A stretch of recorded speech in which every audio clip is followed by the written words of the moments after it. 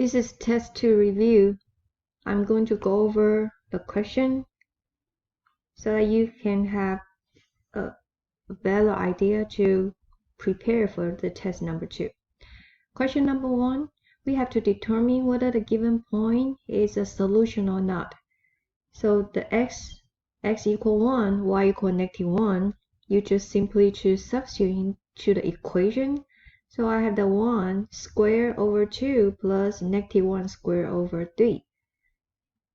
1 squared is a 1, so 1 over 2 plus -1 squared, it turns to a +1. Now, half plus 1 over 3, the denominator, they are different. So you have to make both of the number with the same denominator. So I multiply 3 with the bottom, the first fraction here, and I multiply 2 with the second fraction here. It turns out I have 3 over 6 plus 2 over 6, so you have equal 5 over 6. Now 5 over 6 is not equal 1, so we select the no. I mean -1 is not a solution point of the equation. Number 2, graph the linear equation. The easier way to graph the linear equation, just rewrite the equation into the slope-intercept form. So I'm going to rewrite this equation into 5y equal -10x plus 15. Now y is equal -2x plus 3. So -2 indicates it's a slope number. 3 is the b value, which is y-intercept. So now we just sketch the graph with a negative slope. It passes into 0, 3. So when we look at this fourth selection, only one solution, possible solution is negative slope passing to -3. So D is the right solution.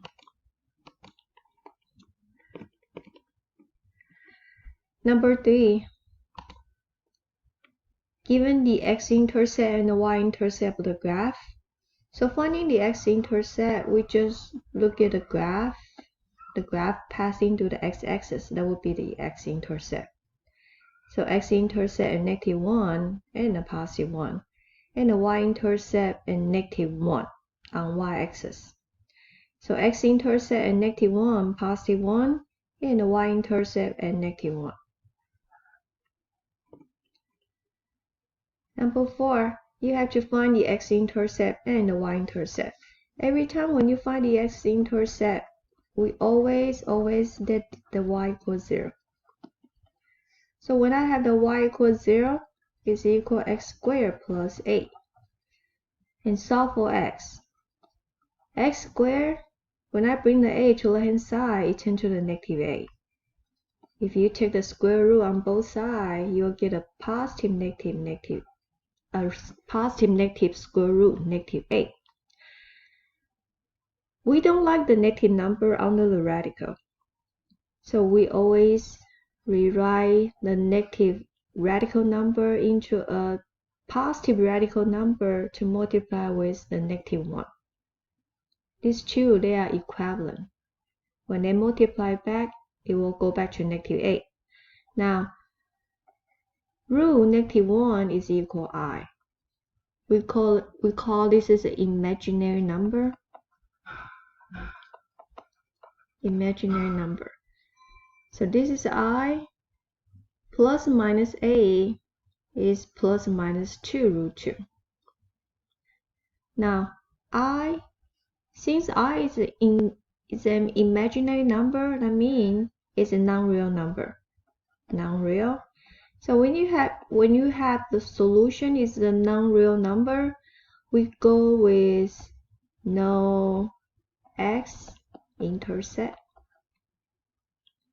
So for this function, there's no x-intercept. Now finding the y-intercept, we let the x equal 0.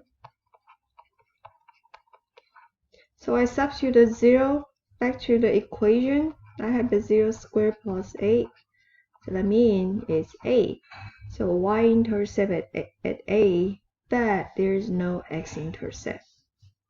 So y-intercept at A, and the coordinate point of the y-intercept is 0, 8. So you should go with B. Number 5, sketch the graph of this function, of this equation. The equation given us is a negative x squared. Now minus 2. X squared is a parabola, quadratic function, and the negative sign gives us the information is a facing down parabola. It's a down parabola. And this down parabola shifts down 2 units on the y-axis. Okay, so if I go down 2 units here, and the parabola will face into this direction. Or you can create a chart, create a table, put an x and a y here. So from here you can tell the vertex point is at 0 on x-axis. So when I have a 0 plug in here, the y give us is negative 2. Now if you pick 2 more points, which is 1, negative 1. So plugging 1 into the equation, negative x squared minus 2. So you'll get the, when x equals 1, y is negative 3. When x equals negative 1, y is equal negative 3 as well. So this equation has the down parabola shift down 2 units on the y-axis. So very clearly you can tell the graph is A.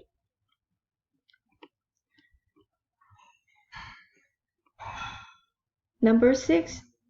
Number 6 is the vertex form of the parabola of the quadratic function.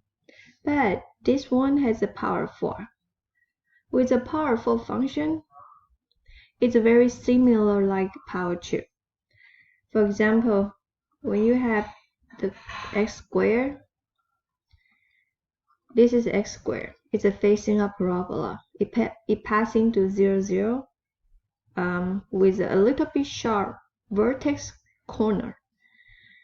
When you have the x power 4, it's the same shape with the parabola, but when you come to the x-axis here, has a more flat vertex region here.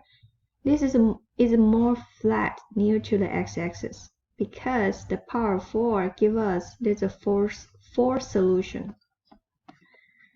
So the fourth solution is coming from 2 solutions on the left hand side, the other 2 solutions on the right hand side. So that's why it has a more flat vertex region.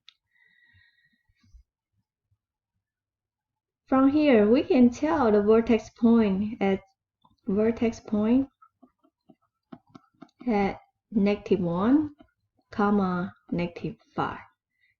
These 2 points will determine the vertex point of your parabola.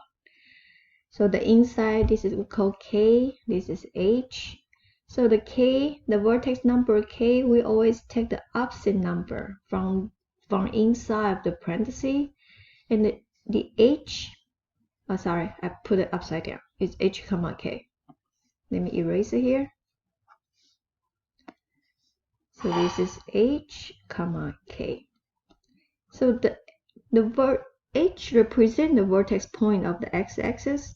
So when you finding the vertex point on x, you always take the opposite number from inside of the parentheses. Then K value, just whatever the number it is, that will be the K value. So your vertex point is located on negative 1, negative 5. So it's kind of like about this location. The negative sign in the front of the parenthesis that gives us the information is a facing down parabola. Okay, but this is a power 4. The vertex region here is more flat because it has a 4 solution.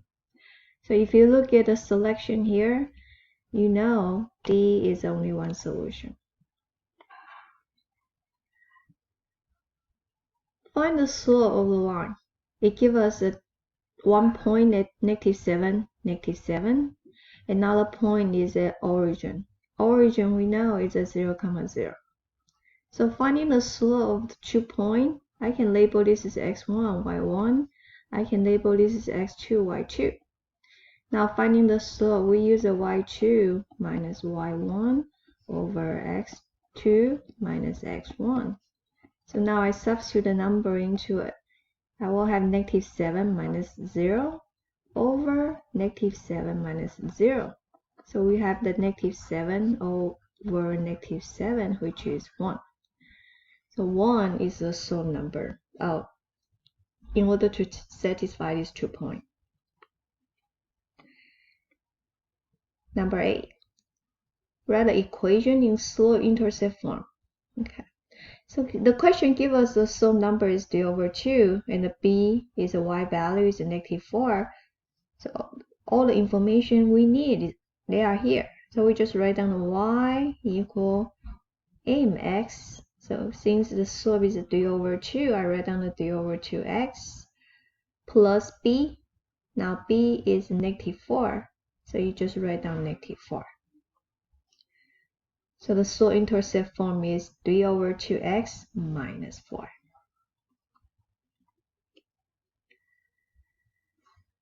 Find the slope and the y-intercept. The equation given us is a negative 5y. I'm going to write down here equal negative 3x minus 24. So I'm going to divide by negative 5 on both sides so that I can find the slope number from the equation. Now we have the y is equal to negative 3 over negative 5x minus 24 over negative 5. We cleaned up negative 3 over negative 5. Negative is narrowed down. So it turns to the 3 over 5x. Negative here turns to a positive 24 over 5. So the slope is 3 over 5. It's a positive number. B value is a positive 24 over 5. So you should go with the C. Identify whether the slope is a positive, negative, 0, or undefined. This question gives us a horizontal line here. This is a line. We need to define the slope. When the line has a going up direction, we call this as a positive slope. When the line has a going down direction, it has a negative slope. When the line is a vertical line, there is no slope. When the line is a horizontal line, the slope is equal to 0. So this question gives us a horizontal line. That means the slope is 0. Find the x-intercept and the y-intercept to graph the equation. This question gives us the standard form. So I'm going to find the x-intercept with the y equals 0. So I have the negative 2x minus 4 times 0 equal 12. That means negative 2x equal 12. So x equal negative 6. So we sketch the graph passing through negative 6, 0. Finding the y-intercept with the x equals 0. So I will have negative 2 times 0 minus 4y equal 12. So that means negative 4y equal 12, y is equal to negative 3. So the ordered pair is at 0, negative 3. And then you just finding these 2 points to sketch the graph. Negative 6, 0 is here. 0, negative 3 is here. So you sketch the line passing through these 2 points. Alright, I'm going to stop here, and I will do the following question in another video.